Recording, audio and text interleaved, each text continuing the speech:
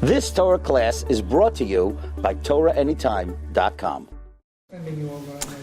Okay, Bruchim Abam, welcome everyone. Shalom Aleichem. Bruchim Abam to the final Shiur on Sefer Shemos. The Shiurim on Sefer Shemos are sponsored by the Zakheim family. L'Nei Nishmas Shlomo Eliezer ben Harav Yaakov Zakheim Zechron Levracha. Shalom Shana have an Aliyah. Tonight's Shiur is sponsored by the Israeli family L'Nei Nishmas Meir ben David and by my good friend Rabbi Shaya Levi in honor of his son who was born yesterday. Hashem the Brish of Manoi, and should see a lot of nachas from his whole mishpacha. Ad biasko tzedek. Okay, so tonight we have a clash between two classic shiurim. One of them is one of my all-time favorites, and the other one, and that one is a Purim shiur. It's a classic Purim shiur. It's written up in the Sefer. The other one is a Pesach shiur. It's also a classic shiur. It's also written up in the Sefer. And the two shiurim seem to be a contradiction to each other. If I'm not mistaken, Reb Eli Sizma asked me this question years ago. A couple of years ago, right? 4 or 5 years ago maybe, approximately. And then more recently, I think my friend Rabbi Avrami Zon asked me this question. And then on Purim, my good friend Rabbi Ari Lipsky asked this question. And over the years, I've heard this question many, many times. I even thought of an answer. I think I even maybe said the answer once on a clip. And I want to explore this answer. And we're going to see this is a very complex subject. There's actually a whole maracha just on this topic. It's a very interesting topic. So let's cut right to the chase. There's Gemara in Brachas on Daf Vav. It's also Gemara in Kedushin on Daf Mem. Mai ulechoshvei shemai. So the pasuk says like this, that Oz nidberu yirei Hashem ishal reyehu. It's talking about in the end of days, there'll be very few God-fearing people. And one man said to his friend, and they're talking about in Yanim of Yerushalayim, and the pasuk says, Vayakshiv Hashem, the Rebbeinu Shalom was attentive, Vayikasev, Hashem wrote it, B'Sefer HaZechronos, Liyirei Es Hashem, God wrote, these are people who fear me, and Ulechoshvei Shemai, and those who think about my name. So Gemara in Brachas asks, Gemara in Kedushin asks, Ma Ulechoshvei Shemai, what does it mean, those who think about the name of Hashem? Amar Rav Ashi, Chishev Adam Lasos Mitzvah. If a person thinks to do a mitzvah, a person sets out, I'm going to come to the shiur tonight, I'm going to learn a blot right now, I'm going to give tzedakah. Person makes up his mind he's going to do a mitzvah. I'm going to daven with the minyan. Venenas. And they're extenuating circumstances. He can't make it. There's traffic. Pirates come. They kidnap him. They capture him. Annoyance happens. He's not feeling well. He opened up the sefer. He mamish can't think. He conks out. Whatever the oinus might be. V'lo yasa, and he didn't do the mitzvah. Male olav hakasuv ki'ilu asa. It's like he did the mitzvah.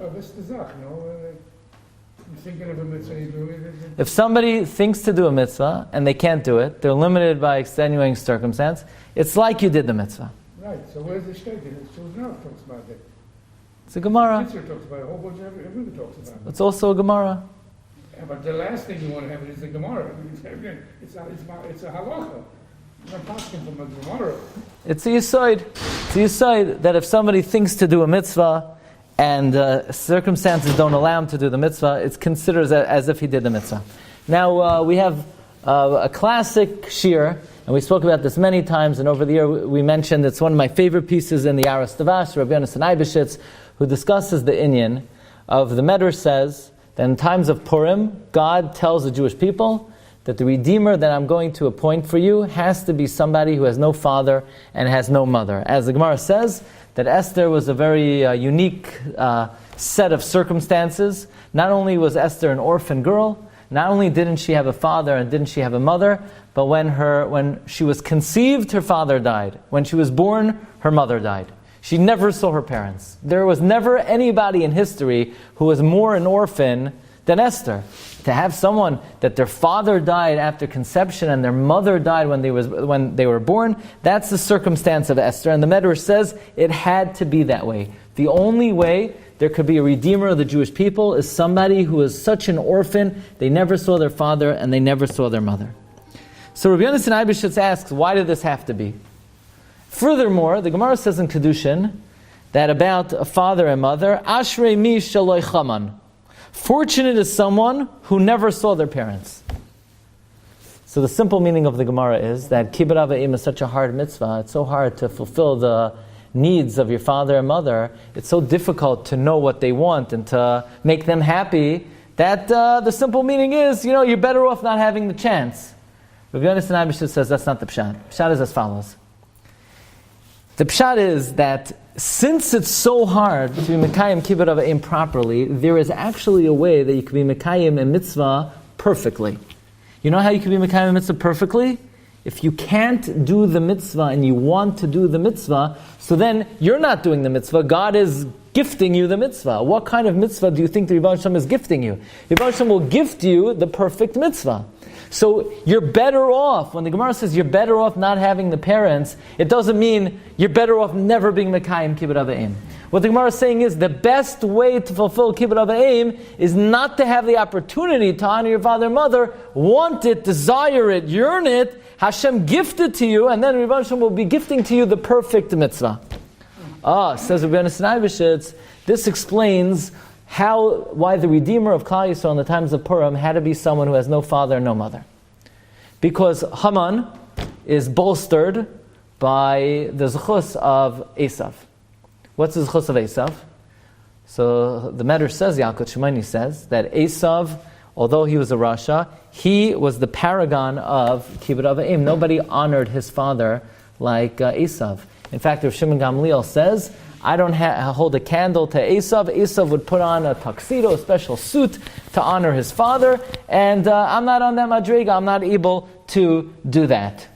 So Esav is the paragon of kibbud av va'im. We said recently in a shiur that from Rabbi Aaron Leib Steinman that in the last generation, before Mashiach comes, the Rebbe Hashem sometimes gives a person extra opportunities to be mekayim kibbud av va'im in order to overcome the zechus of Esav, and sometimes the opposite. Sometimes the person doesn't have the opportunity to be mekayim kibbud av va'im for the same reason. This way they could wish they could and overcome, and the Rebbe Hashem gift them the mitzvah. Okay, but be it as it may. If you don't have the parents and you say, "Oh, if I would have them, I would be mekabel them," you get the mitzvah. Absolutely.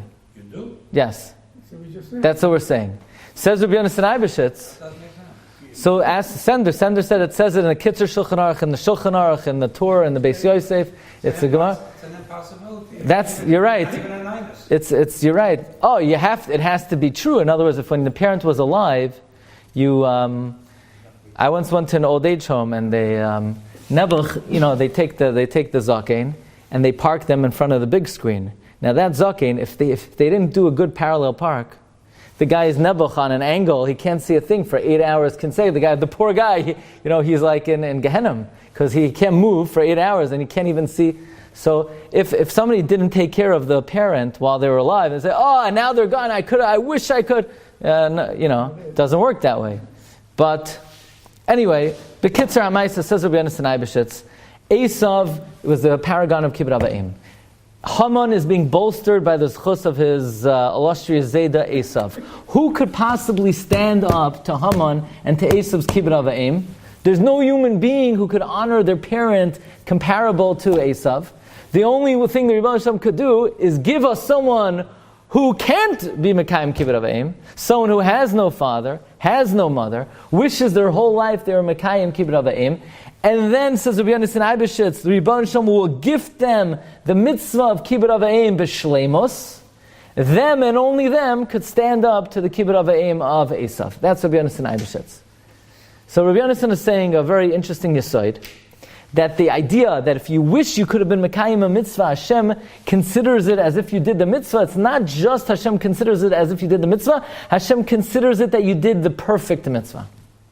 Okay? Rabbi Glatstein repeats this yesod in Chelek Aleph, in Jewish Daled, explaining a very interesting Gemara in Tainis on Chaf Hei Amud Aleph. Rabbi Chanina ben Doisa is the famous tzaddik. He was a bona fide tzaddik. Nowadays, everyone's a tzaddik. Everyone who was born to a Jewish mother today is a tzaddik. Back in the day, Rabbi Chanina ben Doisa was the big tzaddik.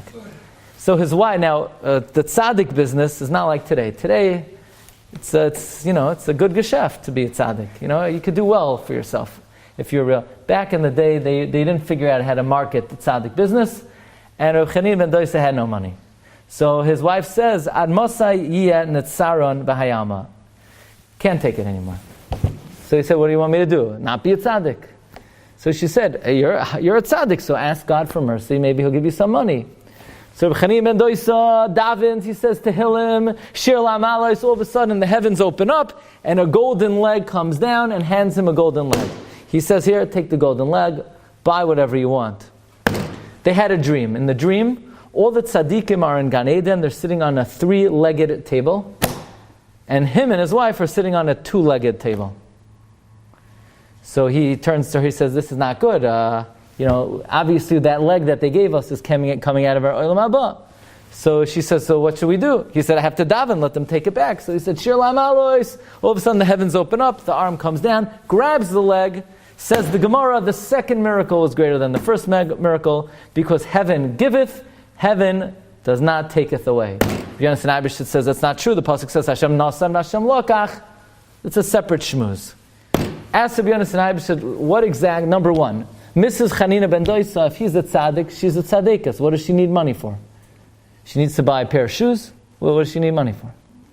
Number two, what exactly is the 2-legged table that they had, and all the other tzaddikim have a 3-legged table? Says Rabbi Glatstein, a person's avodas Hashem consists of 3 things: Torah, avodah, gemilas chasadim. Those are the 3 main principles of Judaism. So if you want to be a tzaddik, you got to be strong in all 3 areas: learning Torah, tefillah, and gemilas chasadim. You know why she wanted money? She didn't want to buy new shoes. The lady ate a carob from week to week. You can't even eat a carob for 2 minutes. You eat a carob, then Dr. Adler will have a lot of business. Okay, eating a carob is like biting into the table. I don't know people eat carob. Eat the stender. I mean, what? The dentists strongly promote achilas carobs. So she ate a carob. So what does she need money for? Says Rabbi Glatstein, because she knew her husband was a big Talmid Chacham, and she knew they excelled in tefillah. But they had no money. If you have no money, you can't give tzedakah. If you can't give tzedakah, you're going to be missing out. Says Rabbi Glatstein, she made a big mistake. She's better off not having money, wanting to give tzedakah, than having money and giving tzedakah.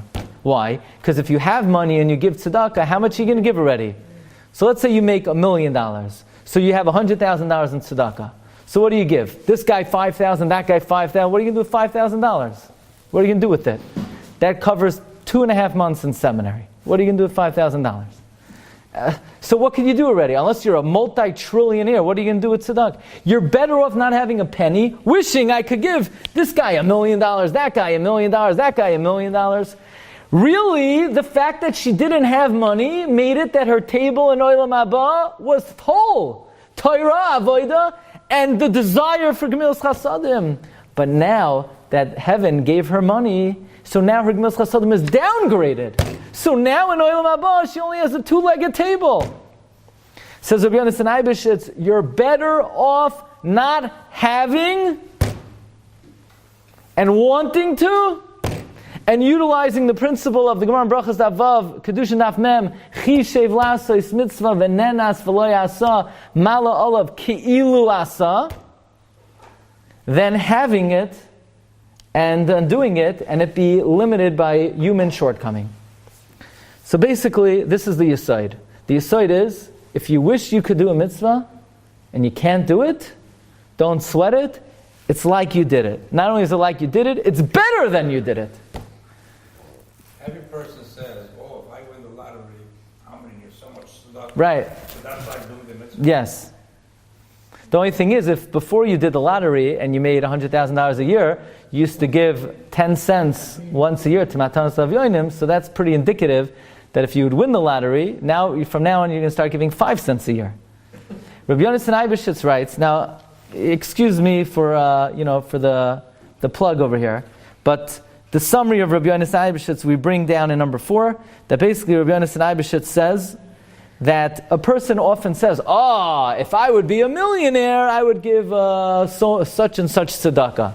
Says Rabbi Glatstein Eibeshitz, no. If you would have given that amount of tzedakah, God would have made you a millionaire. You know why He didn't make you a millionaire? Because He knows you wouldn't give it. So He gives you a better matzav of not having it, wishing you could. Oh, if I would have had the brain of the Shagas Aryeh, I would have chazered Shas 1,000 times. By the way, the Chazonish said that the Shagas Aryeh made a siyum on Shas 1,000 times. They asked Reb Chaim Kanievsky, how's that possible? Reb Chaim says it's possible to chazer the whole Shas in 30 minutes. Yeah, for them. I could also. I wish I could chazer the whole Shas in 30 minutes. So It's like I could do it faster. I could do it faster. Make a seal. Erev Pesach. Okay, anyway. So a person should say, oh, if I would be like the Shagas Aryeh, I would have been Messiah Kol HaTorah a million times. No, you wouldn't have. You know how we know? Because if you would have, Hashem would have made you like the Shagas Aryeh. Because Rebbeinu Shalom is only HaToy v'Hamitiv. Rebbeinu Shalom knows what you would have done. So He gives you limited circumstances for your benefit, because you're better off not being able to, wanting to, than having the ability to and not wanting to. That is the Yesod of Rabbi Glatstein Eibeshitz. By the way, Rabbeinu Yoina enunciates the same Yesod. Rabbeinu Yoina writes in his Sefer Sharei HaAvodah, towards the end of the Sefer Perek Mem Tes, that every single day one should try to strengthen himself, to grow from midah to midah, from madrega to madrega. Every day, a person should say, I'm going to do more today, I'm going to do better today.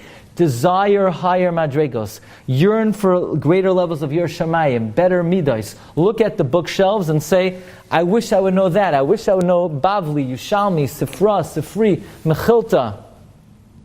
Hang out with people who do better than you. This is the Yesod. Don't hang out with people of lesser madrega than you. You know why? Because you hang out with people who do less than you, then you say, Ich bin the Gadol Hadar. Because compared to Reuven, Shimon, Levi, and Yehuda, who they're busy doing who knows what, I'm pretty good. Hang out with people who are on a higher level than you, yearn and desire to reach their madrega, and then, says Rabbeinu Yoina, you will get schar as if you reach that madrega. Why? Chishev lasois mitzvah v'nenas v'layasa male olav hakasav kilu asa. That's the Yesod. Question number 1.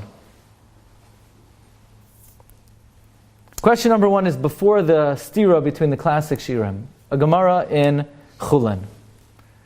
Any shoichtim here today? Any aspiring shoichtim? I wish it could be a shoichet. Good. So the halacha is, I did this mitzvah one time in my life. I shouldn't admit to that, but there's a mitzvah of kisei adam. You shechta behema, you shecht a chaya, or an oif, you cover the blood. I'm not the kaparas with the chicken guy. I did it one time in Eretz Yisrael. Okay, that's a separate subject. Kaparas with the chicken, that's not the topic at hand. So I'm kind of the mitzvah of kisei adam. I made a bracha. The reason, so you say, Glatstein, you did kaparas with the chicken? No, I only did it to be mekayim the mitzvah of kisei adam. That's why I did it. Fine. What's the halacha? Who has the right to cover the blood? The shoichet. So Reuven buys a chicken. And there's a whole controversy now about chickens. There's a big chicken controversy. Are chickens kosher? Because there's so much hormonal manipulation among the chickens and so much crossbreeding among the chickens, they're starting the Society for the Preservation of Kosher Chickens. You heard it here first. It's just happened today. They're literally starting. President? We'll talk after. Okay, that's fine. But assuming chickens are kosher, let's assume they have their cheskas kashrus. I'm still eating chicken. I had chicken tonight. Who has the right to cover the blood? The shoichet. Reuven shechs the chicken. Shimon comes along and he's sinister. And he chaps the mitzvah of kisei hadam. He stole Reuven's mitzvah. Says the Gemara in Chulin Daf Peizayin Ma'isa be'echad sheshachat. There's a story about someone who shechted v'kadam chaveroi, and a friend came v'kisa v'chayvoi Ram Gamliel litein lo yud zehuvim. Ram Gamliel knast him. He stole his mitzvah. You can't steal someone's mitzvah. You have to pay him $10. Says Rashi, what did he steal? He stole the mitzvah? What did he steal? Says Rashi, he stole his schar. Reuven was about to cover the blood. He was going to be rewarded. And Shimon did the mitzvah. Shimon stole his schar. So Shimon has to pay Reuven.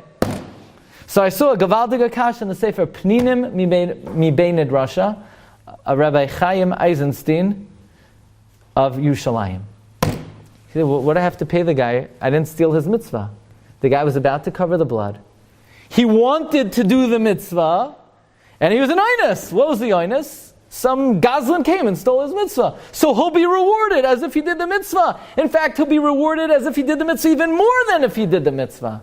If anything, the guy who had his mitzvah stolen should pay the ganav, because the ganav improved the quality of his mitzvah. So why do I have to pay for stealing someone's mitzvah? There's no such thing as stealing a mitzvah. Because as long as you want to do a mitzvah, it's like you did the mitzvah. What's the Indian for Kisei Hadam? Well, the Indian? It's not an Indian. It's a mitzvah d'oraisa. For what reason? Why is it mitzvah? We don't. God doesn't tell us the reason. There is a reason. We don't know. There are reasons. There are no reasons for mitzvahs. Because when Noach, there are no reasons for mitzvahs. when Cain killed Hevel, the only one that covered the blood, that sipped up the blood, Okay. the birds and These are all rationales that help us acclimate ourselves to the tzivah of HaKadosh Baruch Hu. But a mitzvah is a mitzvah. How come there's no inyan of Kisva Adam in the Beis HaMikdash? You never hear about it. Because in the Beis HaMikdash, they don't shecht. All the carp chickens. That's not for the behemoth. Okay, but bottom line is, why do you have to pay somebody for stealing their mitzvah? You're not stealing their mitzvah. It's chishev lasis mitzvah v'nenas. What? He didn't want it. The guy, he had the dirt ready, primed to throw down. The guy stole it. He didn't want it. Then Ram Gamliel was mechayvim because he stole the guy's mitzvah. Now the guy could have tainad. He wasn't going to cover the blood, and then the case was he wanted to do it. But here's the $1 million question. The Meshech Chachma, Rav Meir Simcha of Dvinsk, has 3 kashas from which he derives the following principle, which is a 180-degree stira to every single thing we've learned so far. The kasha is like this. Do you have to check mezuzahs? Every 7 years. Twice every 7 years. What about tefillin? Same thing. No, you don't have to check tefillin. Once? Do you ever have to check tefillin? Never. No. Once they were kosher, you never have to check them, provided you know how to take care of your tefillin. So it's like this. Tefillin have a cheskes kashos. Many soifrim will say you're better off not checking them because by opening them you could ruin the parshiyos. Speak to your personal sefer. However, many people don't know how to take care of tefillin, so you leave it in the car. You can't leave tefillin in the car. You leave tefillin in the car, then check your tefillin every single day. Because the car gets to 150 degrees, and on the inside of your tefillin, it will end up saying ink spill. That's what it will say. Can't leave tefillin in the car, especially on a hot day. If it's a cold day, okay, nothing's going to happen. Hot day, speak to your local sefer. You have to check the ritzuas very often. Because first of all, you pull the ritzua, it can't be more narrow than a barley corn. Or if the paint is chipped off, so then it limits the width of the tefillin.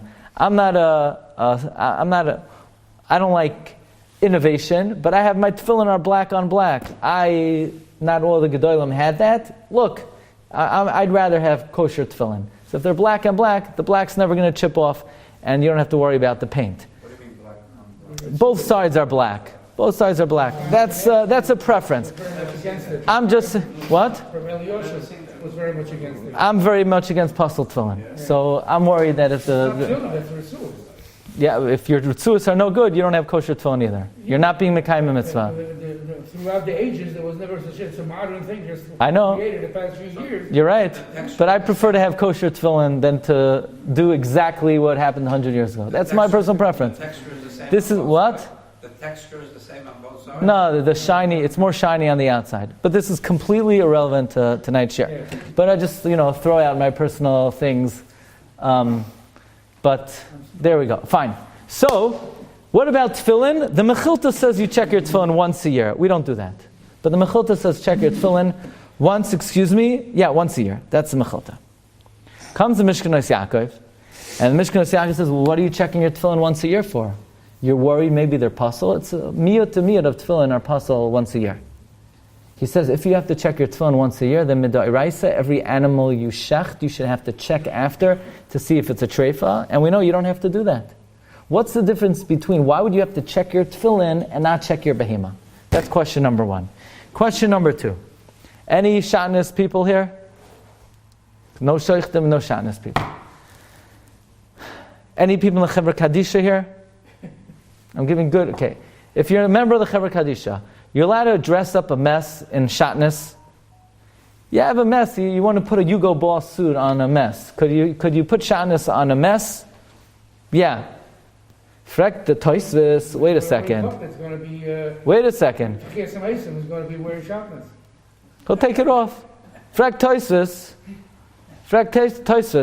You're now to go in a cemetery with talis and tefillin because it's loyeg l'rash. You're mocking the mess. I wear talis and tefillin, and you're dead like a doorknob.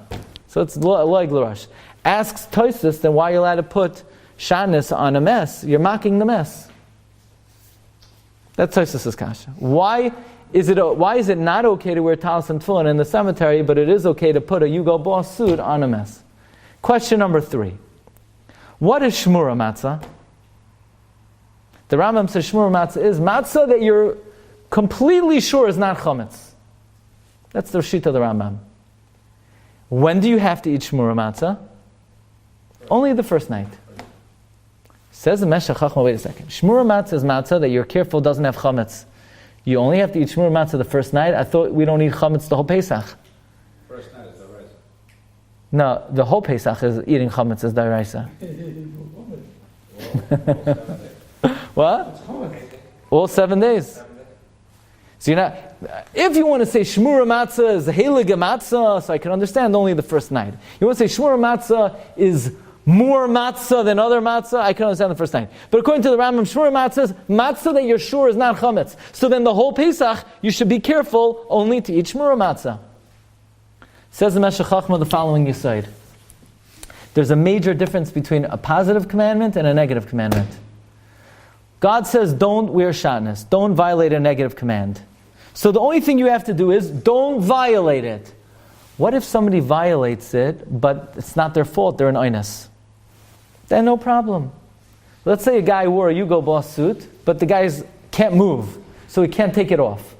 So is anything wrong with a guy putting on a guy who can't take off the Hugo Boss suit, putting shatnez on a mess?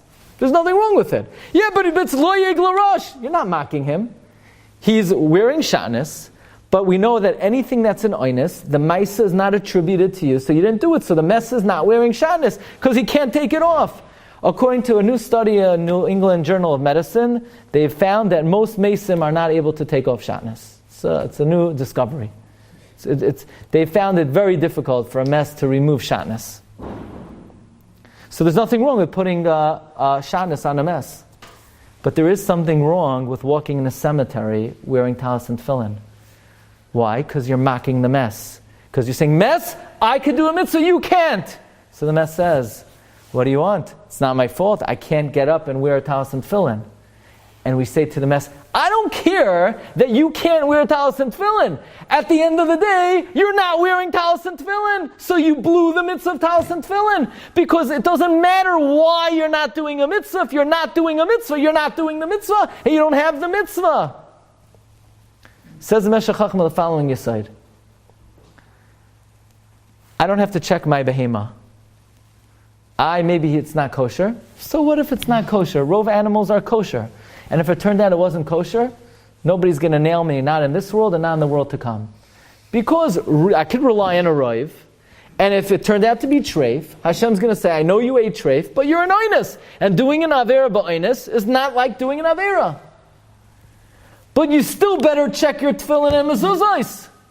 Because if it turns out that in your tefillin, it said, the Declaration of Independence, instead of, but it's not my fault that I went to a sofer, he had a long beard, and he told me it was good.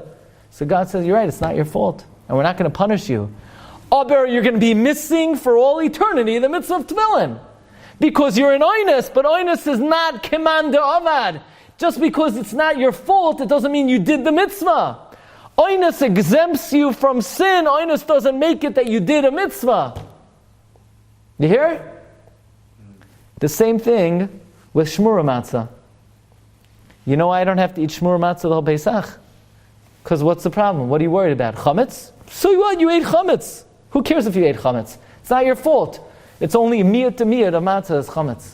So if it turns out that you ate chametz, God will say, machalach, machalach, machalach, most matzah is not chametz. So why do I need to eat shmura matzah the first night? Because if it turned out that my matzah with which I'm being mekayim, the mitzvah was chametz, I won't be punished for eating chametz, but I also won't be rewarded for eating matzah, because at the end of the day, I didn't eat matzah. Here's the following analogy. You have a guy, he's learning for smicha. Yeah? He's going for yoyra yadin yad. It's a 10-year program. There are 90 people learning. 89 of them learn the material. One guy comes to the boichein and he says, An Shuldik, I tried to learn Yardei Choshemish, but I couldn't help it. I had tirdus at home and my wife wasn't feeling well, and I'm an oinus for not learning it. So the boichein is going to say, okay, you're forgiven. So he says, give me smicha. You're still an Amaretz. You're an Amaretz Doiraisa. Excuses will get off punishment, but it's not going to make you a Talmid Chacham. Excuses only get off Oinshim, Lavin. You're excused if you're a mess for wearing shatnez, but it's not going to remove the embarrassment of not being able to wear talis and tefillin. You don't have to check an animal, maybe it's a treifa, because you could rely on roy if it's not a treifa, but you still have to check your tefillin and mezuzos, because if it's not kosher, you lost the mitzvah. You don't have to eat shmura matzah the whole Pesach, because worst comes to worst, it's chametz, but it's not your fault. But you better make sure that the bread you're eating the night of the Seder is not chametz, because if it's chametz, you don't get the mitzvah. You don't get navir, but you don't get a mitzvah either. In other words, the yesod of the Meshech Chachma, if you look at number 10, is oines gets off accountability, but oines is not like you did the mitzvah. So Frekt Reb Eli Sizma and Reb Avram Yizon and Reb Ari Lipsky and all who asked this question over the last 5 years, what in the world is the Meshech Chachma talking about? But I thought, if I want to do a mitzvah, and I wish I did the mitzvah, and extenuating circumstances happen, Hashem considers it as if I did the mitzvah. So if, let's say, my tefillin are pasul, why do I have to check my tefillin? Why should I have to check my tefillin? Maybe they're pasul. So what if they're pasul? I tried to put on tefillin. I wanted to wear tefillin. I wanted to be mekayim the mitzvah of tefillin. And extenuating circumstances happened. They weren't kosher. So wouldn't Rabbi Yonis and I should say, not only is it considered like I did the mitzvah, Hashem will give you, it's as if you wore the tefillin of Moshe Rabbeinu. And the same thing when it comes to shmura matzah. Why don't I say, I thought the matzah I was eating Leil Seder was matzah. It turns out it was chametz, but I'm an oinus. Wouldn't Rabbi Yonis and I should say that an oinus is, I'm gifted a perfect mitzvah? What's the Meshech Chachma talking about? You hear the kasha? You hear the stira? You have to do a Shabbos though? You hear the stira? In other words, on the one hand, Rabbi Yonis and Ibishit says, you're better off not having parents, because in that situation, you wish you could be mekayim the mitzvah, you don't have parents, so Hashem gifts you the mitzvah in the perfect way. If you don't have a choice, you don't have a choice. So the first answer, Rabbi Daniel Goldman wants to say. So why mezuzah you do have to check? So that's what we're asking. What do you have to check your mezuzah for? If it's not good, you're an oinus. Why don't we say oinus command to avad? Open to the environment. Why do we check? Open to the environment.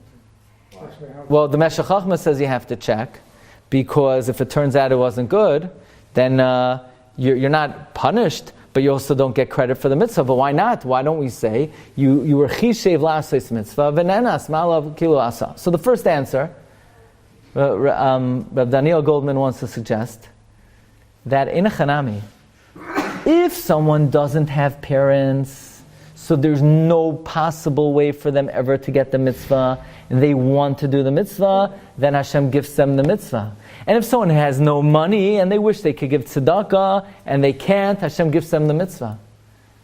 But what are you going to do? You're going to take random matzah the night of the Seder and hope for the best. And if it's chametz, say, well, I wanted to be Mekayim the mitzvah. Rabbi Hashem will tell you, if you really want to be Mekayim the mitzvah, you should have gotten shmura matzah to cross all your T's and dot all the I's. In other words, you have to do your you can only utilize the principle of chishev l'aseh mitzvah if you do your utmost. That's perhaps the first answer. In other words, it's not a sira between Rav Yonasan Eibeshitz and the Meshech Chochmah. The Meshech Chochmah is saying, Oinus will not gift you a mitzvah. What he means is, a quasi-Oinus won't gift you the mitzvah. But if you're an absolute, full-fledged Oinus, then it's as if you did the mitzvah. So then it comes out like this. Then it would come out, if somebody had tefillin, and something crazy happened. There was some kind of internal condensation in the tefillin, and the tefillin were puzzle. Then it would come out, you get the mitzvah according to everybody, because there's nothing you could have done. That's one approach. I also had that answer. Here's another answer. The other answer is, you can only utilize the desire to be Mekayim the mitzvah if you're trying to use the track of, I can't do the mitzvah, but I wish I could.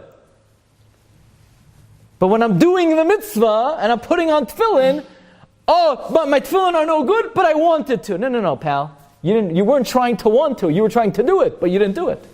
You can't pick your track. You're doing the Maisa track or you're doing the Machshava track. So a guy who has no parents, he's using the Machshava track. Someone who has no money, he's using the Machshava track.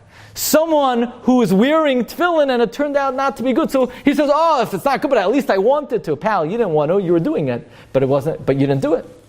Or if somebody has matzah, oh, my matzah is chametz, but I wanted to eat matzah. No, pal, you weren't trying to want to do matzah, you were eating matzah, but it turned out to be chametz. You can only use the machshava track if you're saying, I can't do it, but I wish I could. But a guy who's doing it is not wishing he could, he's doing it. Then you have to check your tefillin every day, because you're not doing it. If it's no good, make sure it's good. You got to check it. The answer is you're not mechuyev to check because maybe it's no good, and then you're not doing it. You want Mekayim. You want me?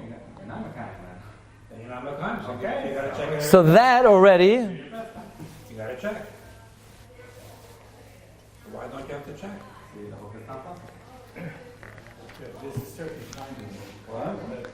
In other words, doing your best. God doesn't expect you to every day, the boss calls in, "No, where are you today?" "I'm checking my tefillin." Next day, "Where are you?" "I'm checking my tefillin." Where are you? Every day, like Haman said about the Jews, Kol Yom B'Shi Pi, right? Every day, Shabbos Hayom, Pesach Hayom.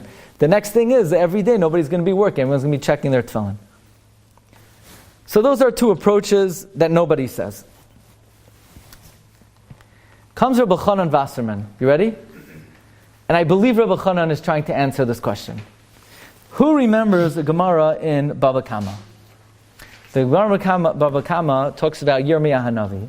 Yirmiyah Hanavi was very worried about the Anshe Anosais, who were very wicked people, and he didn't want them to have any zuchusim. But they were wealthy people, and they gave charity. So Yirmiyah Hanavi prayed. He said, Yiu muchshalim lefanecha be'es apecha. They should stumble before you at your time of anger. He said, Yirmiyah, I beg of you, when these Anshe Anosas give tzedakah, they should give tzedakah to con artists. This way they never get the zechus of tzedakah. You hear what Yirmiyah says? Yirmiyah says, I'm very afraid that these people are going to have zechusim. I want them, whenever they give money, they should give it to a fraudulent recipient. That's the Gemara. Rabbi Chanan, how does it help to give tzedakah to a fraudulent recipient? But you're right, they weren't mekayim the mitzvah, but they wanted to. So according to the first answer, we said that What was the first answer? They wanted to. So l'chara, it's a good kasha. According to the other answer, you could only use the wanted to track if you're not actually doing the mitzvah. Then Rabbi Chanan has no kasha because they're doing it. They're not using the track of wanting to. That would be an answer to Rabbi Chanan's kasha. But this is Rabbi Chanan's kasha. You hear the kasha? The kasha is, what does it help if Yirmiyah davens that they should give tzedakah to anoshim she'ena mehuganim? So what? Even if they weren't mekayim the mitzvah, they wanted to do the mitzvah. So once I heard this kasha, I knew the answer to this kasha will somehow answer the sira between Rabbi Yonasan Eibeshitz and the Meshech Chachma. So Rabbi Chanan gives the following answer based on the Derech Hashem. So this is awesome. You have a Lamdash Sefer quoting Machshava Sefer to give an answer. The Ramchal writes in the Derech Hashem, every mitzvah has two parts. So for example, I do Shiluach HaKein. I am engendering the midah of Rachmanis in my soul. And I'm listening to Hashem. So every mitzvah has two components to it. A mitzvah creates in your neshama a spiritual elevation. It's mashlim your neshama. It brings a midah into your soul. It does something to your personality. And also I get rewarded because Hashem said, do A, and I did A. In other words, every mitzvah has two parts to it. There's like a point system. I remember when I was in 6 years old in Torah Day Camp, they took us to Asbury Park. Anyone remember that? It's an amusement park. I don't know if it's still around. So I was exposed for the first time to something called skee ball. Remember skee ball? You throw the thing, and then like hundreds of tickets come out, right? And then if you have 1,000 tickets, you get a plastic spider, right? That was the basic yisoid of the. So there's one idea. What's schar? What's reward? Reward is you do mitzvahs. God said do this. You did it. Here are tickets. Hashem said do A. I did A. Hashem pays me back. You get points. But there's another deeper meaning behind the reward of a mitzvah. Every mitzvah ingrains in your neshama a certain midah, a certain hashlama, a certain shleimus, gives you a certain rachmanos, or yira, or different qualities that a mitzvah imbues within you. Same thing with an avera. God said, don't do A, B, or C, and I did it. You get a patch. And then there's another thing. When you do an avera, it creates a corruption in your neshama. It sullies the neshama. It brings darkness to your neshama. Every mitzvah has two parts. Says Rabbi Chanan, if somebody does a mitzvah and they don't have kavanah,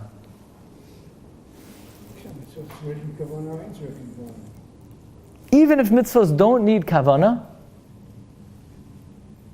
but nevertheless, if you're not mechavein, you don't get rewarded for doing Hashem's tzivoy, because you weren't trying to do it. Even if mitzvahs don't need kavanah, you're not going to get the part of the mitzvah. God said do A and I did A, but I wasn't trying to do A, so I'm not going to be rewarded for doing what God said. But I will get the shleimus that the mitzvah brings into my soul. Because at the end of the day, I did this spiritual activity, and it's mashal my neshama. Says Rabbi Chanan, if somebody wants to do a mitzvah, and circumstances don't allow him to do the mitzvah, then he gets no shleimus in his neshama. His neshama is not going to get the shleimus because he didn't do the mitzvah. But he'll be rewarded for doing the will of Hashem because he wanted to do the will of Hashem. Says Rabbi Chanan, the Anshe Anasois, either the pshat is, they didn't even want to do the will of Hashem. The only thing in question was, would they get the shleimus from giving tzedakah? So Yirmiyah said, let them give to con artists so they won't get anything from the mitzvah. Or Rabbi Chanan says, even if they wanted to do the mitzvah, Yirmiyah said, okay, they'll be rewarded for doing the ratzon of Hashem, but they won't get the shleimus from the mitzvah if at the end of the day they didn't do the mitzvah.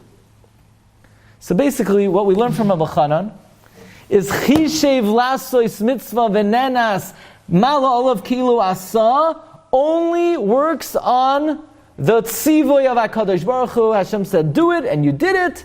So even though I didn't do it, but I wanted to, I'm going to be rewarded for doing the Ratzon of Hashem. It will not give you the spiritual attainment that comes from doing a mitzvah, because at the end of the day, I didn't do the mitzvah. So basically, mitzvahs have two dinim. There is the component of God said do it, and I did it, and there's what the mitzvah does to your neshama. What the mitzvah does to your neshama, you'll never acquire through the principle of chi shev la'asos mitzvah v'nenas mala olav kilu asa. You'll only get the other element that God said to do something, and I wished I could have done it. So this is a potential answer to the stira. When Rabbi Yonasan Eibeshit says that if you don't have parents, Hashem will gift you the mitzvah of kibbud av v'em because you wanted to honor your parents, you're not going to get the shleimus that comes from actually doing the mitzvah. You'll be rewarded for wanting to do the tzivay av Hashem, even though you didn't do it, but you wanted to do it, you'll get that component. That's what Rabbi Yonasan Eibeshit is saying. And regarding that component, it's even better not to do it than to do it. And the Meshech Chochmah is talking about the other component of the mitzvah. That if you don't actually do a mitzvah and you're an oinus, you'll never get the shleimus that you could get from doing a mitzvah. It's not your fault that you didn't put on tefillin, but what tefillin does to your neshama, you can never be mashlim. It's not your fault for not eating matzah, but what matzah does to your neshama, you can never be mashlim. In other words, there are two parts of a mitzvah. Regarding one, oinus could get you. That's the schar of doing the ratzon of Hashem. But regarding the shleimus that comes to your neshama, that has to be only if you actually perform the mitzvah. And that would be the clearest way to answer the stira until the Chassam Sofer. And the Chassam Sofer opens up an entire new world. Give me a couple more minutes, I will do it quick. The Chassam Sofer and Reb Shlomo Kluger write, Chishev lasois mitzvah v'nenas ki'ilu mekayim the mitzvah is 1,000% every dimension of the mitzvah, no matter what. You get the reward, you get the spiritual attainments. The Meshech Chochmah, Chassam Sofer argues with Meshech Chochmah. Chassam Sofer says, you're right, if you don't have to check a behema for a treifa, you don't have to check your tefillin once a year. Chassam Sofer disagrees with the premise of the Meshech Chochmah. Chassam Sofer holds, if you're an oinus, it's like you did the mitzvah, full-fledged, you get all the benefits. Really? Chassam Sofer says that? So I'm going to share with you very quickly a couple of Chassam Sofers. They're going to blow your mind. Number one. There's a famous machlokes, Radvaz and Chacham Tzvi. We once gave a share on this. You're in jail, and they can let you out one day a year. Either Yom Kippur or tomorrow. You know this? You ever hear this machlokes? The Radvaz and Chacham Tzvi. You're in jail. They could say, you could leave tomorrow, or you could leave for Yom Kippur. Is it better to do a mitzvah immediately, or mitzvah min ha-muvchar Yom Kippur? We paskin tomorrow. Mitzvah min ha-muvchar. Zrizas adaf. Says the Chassam Sofer, why? Why is Zrizas adaf? Most people mistakenly think Zrizas is adaf. You know why? Because if you wait till Yom Kippur, you may not make it to Yom Kippur. So what are you waiting around? You might not make it till then. Right? Mitzvah al tach mitzana. Says the Chassam Sofer, that's ridiculous. Don't say the reason why you should do the mitzvah right now is you might die. Because the fact that you might die is not a reason that you have to do it now, because if you die, you'll still be rewarded for doing the mitzvah, because you wanted to do the mitzvah. And chishev lasos mitzvah v'nenas ki'ilu asa. What do you mean ki'ilu asa? But I'm not going to get the spiritual shleimus that my neshama gets from doing a mitzvah? No, the Chassam Sofer says. Don't say, I should do the mitzvah now, because if I wait, I might die. Because even if I do, I wanted to do it, and wanting to do a mitzvah is like doing the mitzvah in every possible sense. Next example. So why then? One second, I'm sorry. What? Why then do tomorrow according to the Chassam Sofer? Oh, why? Says the Chassam Sofer, the reason why you shouldn't push it because you might go off the derech. That's why. You can't trust yourself. Now you might die. If you die, you still get the schar. You might give it up. Like Yochanan Kohen Gadol. By the way, no, you're not knowing this, it's your fault. Chassam Sofer writes this in Chassam Sofer HaChadoshos in Parshas Bishalach and in Parshas Bay.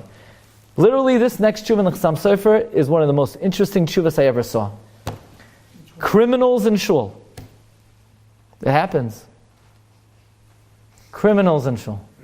Don't start looking around, just whatever. Not here, in another place. You have a guy, he's in Chiurim. So if he's in Chiurim, are you allowed to say, well, you can't come to shul, so your wife can't come to shul, and your children can't come to shul? Or is it the guy's problem? Why should the wife and kids suffer? Because the guy is a criminal. Says Chassam Sofer, do not let the wife or children come to shul. The wife is mamish tzadika. She's the challah lady, and the kids are the biggest lamdanim. Why? Why should the kids and wife suffer? Says Chassam Sofer, because when the rabbis put a guy in Chiurim, what they're basically saying is, drop dead. Chiurim means you should die, says Chassam Sofer. Because if the rabbis look at somebody bad, their life is in jeopardy. You don't want to start up with a chacham b'Yisrael. Nechishas akrav v'akitzas nachash. Chassam Sofer says, Kol makom shenasan chachamim einav, it's bad news. So this guy's in Chiurim. So basically the chachamim want him to die. The problem is, if we're going to let his wife go to shul, it's a zechus for the guy, it might protect him. If his children go to shul, it might protect the guy, but we don't want him to be protected. So says Chassam Sofer, so what? We're going to take away the kids' zechus of going to shul?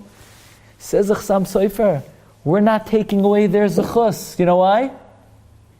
Because they want to go to shul. So they want to go to shul. It's like they went to shul. And we're not taking away her zechus. Because she wants to go to shul. And if she wants to go to shul, it's like she went to shul. But the mitzvah of going to shul will be accredited to them, but it won't be a zechus for him. You know why? Because for them, they want to. But relative to him, he's trying to stop them from going to shul. So for them, it's an oinus for not going to shul. But he's the responsible party for the oinus. So regarding him, they didn't go to shul. Regarding them, they went to shul. So therefore, don't let them go to shul. And they're not losing out. Because they want to. What do you mean they're not losing out? But Rabbi Chanan says they lose out of the shleimus that comes only from doing the mitzvah. The answer is, says Chassam Sofer, clearly holds, that if you wish you could do a mitzvah, it's like you did it full-fledged. Next Chassam Sofer, and then we're going to sum it up. Mitzvahs lav lahanisnitnu. Which means like this. If I make a neder that I'm not going to get benefit from a lulav and esrog, am I allowed to shake the lulav and esrog on Sukkos? Yeah, because I'm not getting a benefit from the lulav and esrog. I'm just doing a mitzvah. So the Ran asks, I am getting benefit from the lulav and esrog. I'm benefiting from the schar. So why, if I make a neder that I'm not going to get benefit from the lulav and esrog, I'm allowed to shake the lulav and esrog, but I'm benefiting from the schar of the lulav and esrog? Says the Chassam Sofer in his Chedushim to Sukkah Lam and Alpha and Beis, no, you're not benefiting from lulav and esrog. What do you mean? I'm getting schar. You're not getting schar. You don't have to shake a lulav and esrog to get schar. Because if you made a neder and you weren't allowed to shake it, you would get schar anyway. You know why you get schar anyway? Because you wanted to. So therefore, mitzvahs lav lehenos netnu. You don't get any hana from mitzvah. What do you mean I get schar? You don't get schar from doing mitzvahs because you don't have to do mitzvahs to get schar, because even if you wanted to do a mitzvah and you couldn't do it, it's like you did it. What do you mean? But I'm not, it's only like I did it regarding doing the will of Hashem, not regarding the shleimus of what the mitzvah does for me. The Chassam Sofer holds that doing a mitzvah is like, that wanting to do a mitzvah is like doing the mitzvah full-fledged. Why? Why? So Chassam Sofer writes in his Tshuvas in Chosh Mishpat, Chelek Aleph, Siman Aleph, first Tshuva Chassam Sofer in Chosh Mishpat, and in the Hakdama of the Tshuvas of Rav Shlomo Kluger, Chelek Tinyana. Do you remember this case in Ksubas and in Gittin? You tell your wife, here's the get. It should be a good get if I come back. And the guy got stuck by a river. So he's an oinus. Is it a good get? But I said if I come back, and I tried to come back, so we say it's very nice you're an oinus, but oinus is not like you came back. You're not responsible for not coming back, but oinus lav keman de ovid ninu. You ever hear that expression?